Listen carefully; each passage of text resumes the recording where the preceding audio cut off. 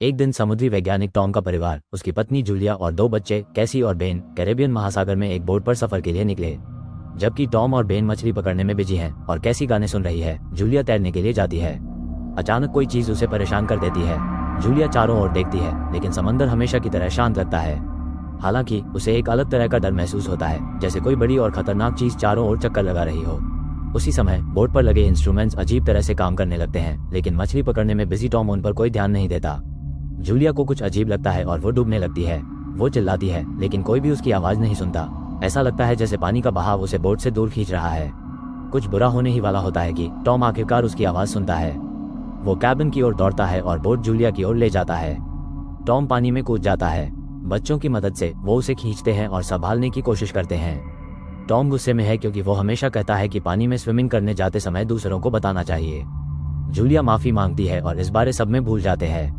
इसके अलावा परिवार के पास जश्न मनाने का एक कारण भी है। आज उनके बेटे बेन का 13वां जन्मदिन है। टॉम केक पर मोमबत्तियां जलाता है और हर कोई बेन को बधाई देता है, जिसे गिफ्ट मिलते हैं, जबकि कैसी फैमिली की ग्रुप फोटो लेती है। उसी समय कैसी का बॉयफ्रेंड उसे फोन करता है। वो उससे तैरने के बारे में पूछता है, लेकिन अचानक उसके पीछे तेज तूफान शुरू हो जाता है। कैसी को चिंता होती है, लेकिन उसका बॉयफ्रेंड उसे भरोसा दिलाता है कि वो सुरक्षित है। कनेक्शन कट जाता है। कैसी अपने माता पिता को जमीन पर तूफान के बारे में बताती है, लेकिन फिर सभी को कुछ झटके महसूस होते हैं। वो डेक पर भागते हैं और बोट के चारों ओर बड़े पैमाने पर वेल को देखते हैं। टॉम बताता है कि कभी कभी वेल तूफान के दौरान विचलित हो जाती हैं, लेकिन ये जानवर बोट को धक्का दे रहे हैं, जिससे उनके लिए खतरा साबित होगा। टॉम पानी में गोता लगाता है और जल्द ही जख्मी हालत में वापस लौट आता है। वो समझने की कोशिश करते हैं तो पता चलता कि बोट के प्रोपेलर से वो जख्मी हो गया है। जूलिया ने अपने पति के कंधे पर लगे घाव को सिल दिया और उसने बताया कि बोट का शाफ्ट शायद वेल के हमला करने के कारण मुड़ा हुआ लग रहा है। बदकिस्मती से अब वो आगे नहीं बढ़ सकते। बाद में कैसी किसी से संपर्क करने की कोशिश करती है, लेकिन कोई सिग्नल नहीं मिलता है। रेडियो भी कोई सिग्नल नहीं पकड़ रहा है। टॉम उनके पास कितना खाना पानी बचा है वो देखता है। लगभग 4 दिनों के लिए पर्याप्त पानी है, लेकिन वो शिपिंग रूट पर होते हैं, इसलिए कोई न कोई उन्हें ढूंढ ही लेगा। हालांकि बाहर से अजीब आवाजें आती हैं और जब परिवार डेक पर बाहर निकलता है तो उन्हें आसमान से चमकती हुई चीजें गिरती हुई दिखाई देती हैं। वो उनके करीब आ रहा होता है। टॉम जोखिम उठाते हुए इंजन शुरू कर देता है। वो नाव को अगले मेटेराइट से दूर ले जाने में कामयाब हो जाता है, लेकिन आखिर में इंजन खराब हो जाता है। अगला मेटेराइट इतने करीब गिरता है कि परिवार देख सकता है कि वो पृथ्वी का ही सैटेलाइट है। तेज हवा चलने लगती है और इंस्ट्रूमेंट्स खराब हो जाते हैं। घबराकर परिवार नाव के अंदर छिप जाता है, जो लहरों से उछल रहा है। वो लाइफ जैकेट पहनते हैं और सबसे खराब परिस्थिति के लिए तैयार होते हैं, जब एक अजीब सी आवाज सुनाई देती है, जिससे नाक से खून बहता है और जी मचलने लगता है। टॉम मदद के लिए फ्लेयर गन का इस्तेमाल करता है, लेकिन कोई फायदा नहीं। उस रात परिवार मुश्किल से बच जाता है। सुबह उन्हें खुद को जिंदा देखकर राहत मिली, लेकिन नाव में बड़ा छेद है और ये समझ नहीं पाते कि वो अभी भी कैसे तैर रहे हैं। परिवार बाहर जाता है और आश्चर्य में पड़ जाता है। पानी खत्म हो गया है और उनकी नाव पथरीले रेगिस्तान के बीच में एक चट्टान पर खड़ी है, जहाँ कभी समुद्र हुआ करता था। कुछ समय बाद टॉम ने अपने परिवार को ये कहते हुए यकीन दिलाने की कोशिश की कि हर कोई खत्म नहीं हो सकता। वो जांच करता है और महसूस करता है कि कंपास झूठ बोल रहा है। उत्तर दिशा वहां नहीं है जहां उसे होना चाहिए। इसका मतलब है कि पृथ्वी के पोल शिफ्ट हो गए हैं। पृथ्वी पर ऐसा पहले भी हो चुका है, लेकिन बहुत समय पहले। ये पता चला है कि समुद्र पीछे हट गया है जहां जमीन हुआ करती थी, और हो सकता है कि इंसानियत खत्म हो गई हो। कैसी इस बात को सहन नहीं कर पाती है और केबिन की ओर भागती है और अकेले रहने की मांग करती है। जूलिया बचे हुए सामान की लिस्ट बनाने जाती है, जबकि बेन रंगीन गुब्बारों को आसमान में छोड़ता है। उम्मीद करता है कि बचे हुए लोग उनकी मदद के लिए आएंगे। इस बीच टॉम रेडियो चालू करता है और मदद के लिए सिग्नल भेजता है। तभी उसे कोई रिस्पॉन्ड करता है। वो एक छोटी सबमरीन का कैप्टन नाउटो है। जब हादसा हुआ तब वो गहरे पानी में थे और इसीलिए बच गए। हालांकि सभी कम्युनिकेशन सिस्टम्स खराब है और मदद की उम्मीद करना व्यर्थ है। उसकी कैलकुलेशन के हिसाब से समंदर लगभग 1 हफ्ते में वापस आ जाएगा और ये खतरनाक होगा। इसलिए वो आदमी उन्हें ऊंची जमीन ढूंढने और वहां रहने की सलाह देता है। जूलिया बच्चों को अपना सामान लेने कहती है। टॉम ने सीधे कैप्टन से पूछा कि क्या वो उनके बच्चों को बचा सकता है। नाउटो बताता है कि सबमर्सिबल बहुत छोटा है। दुर्भाग्य से नाउटो के साथी की मृत्यु हो गई और वो केवल एक इंसान को ही ले जा सकेगा। थोड़ी बातचीत के बाद टॉम नाउटो को दोनों बच्चों को ले जाने के लिए मना लेता है और वो अपनी लोकेशन उसे बताता है। टॉम समुद्री नक्शे पर एक रास्ता दिखाता है और कुछ दिनों में वहां तक पहुंचने का वादा करता है। अगली सुबह परिवार अपने सफर पर निकलने के लिए लगभग तैयार है। टॉम डेक पर कदम रखता है और अचानक देखता है कि एक आदमी कुत्ते के साथ आ रहा है। वो उसकी ओर बढ़ता है, लेकिन देखता है कि वो आदमी घायल हो गया है।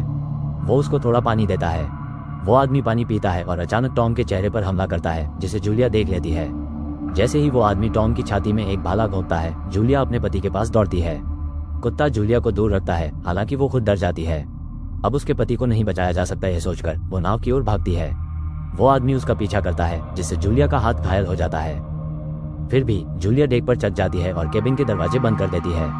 उसके बाद जूलिया कैसी और बेन को एक लॉकर में छिपा देती है, अपनी बेटी को फ्लेयर गन देती है और उसे सिर्फ आखिरी समय पे गोली चलाने कहती है।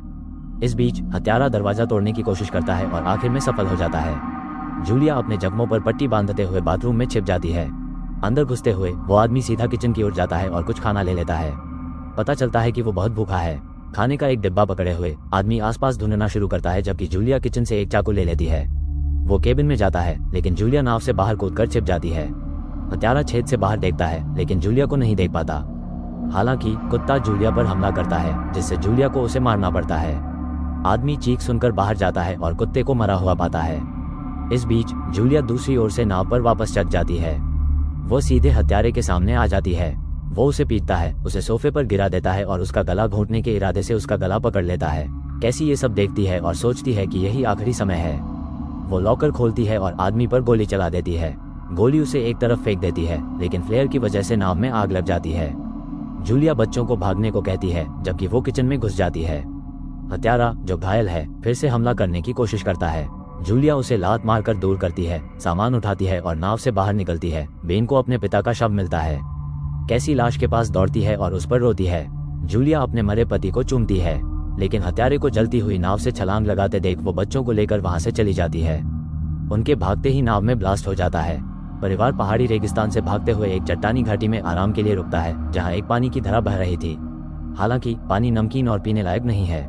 कैसी अपने भाई को थोड़ा पानी देती है, लेकिन वो पीने से इनकार कर देता है। वो खुद को दोषी समझता है। उसे विश्वास है कि हत्यारा इसलिए आया क्योंकि उसने गुब्बारे देखे थे, लेकिन जूलिया ने उसे शांत रहने के लिए कहा और समझाया कि उसका इरादा कोई नुकसान पहुंचाने का नहीं था।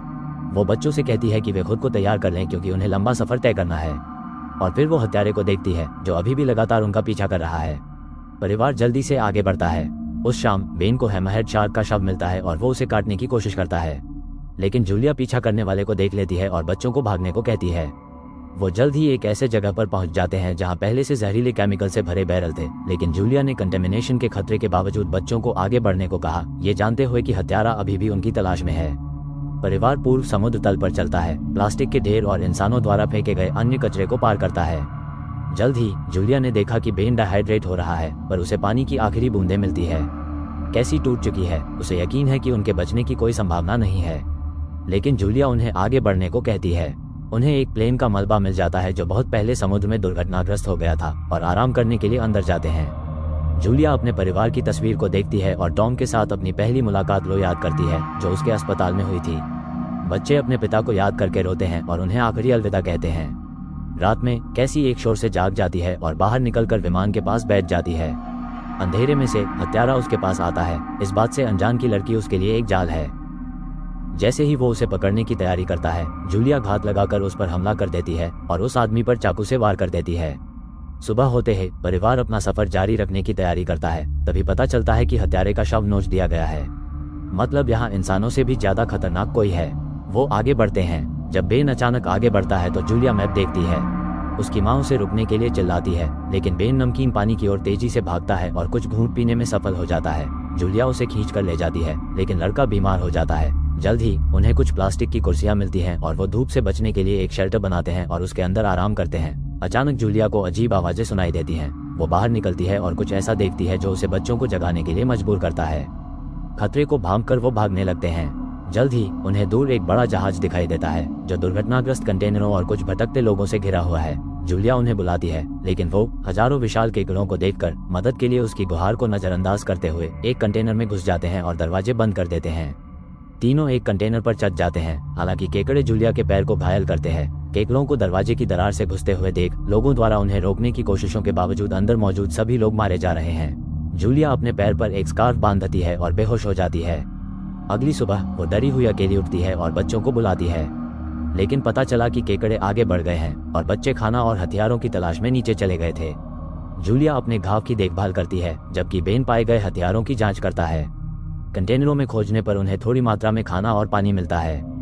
मरे हुए में से एक की जेब में जूलिया को एक रेडियो मिला और उसने नारुतो से कांटेक्ट किया।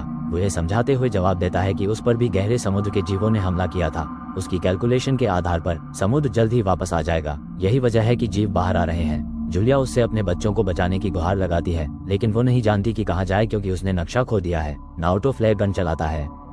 बेन उसे देखता है और परिवार उसकी ओर दौड़ पड़ता है। जल्द ही उन्हें दूर से एक पीली पनडुब्बी दिखाई देती है, लेकिन समुद्र तल का इलाका होने के कारण उस तक पहुंचना मुश्किल होता है। कैसी को उसकी माँ का यह फैसला पसंद नहीं आता, लेकिन जूलिया जवाब देने से इनकार कर देती है और सभी को आगे बढ़ने कहती है। उन्हें जहरीले कूड़े से दूषित घाटी से गुजरने के लिए मजबूर किया जाता है।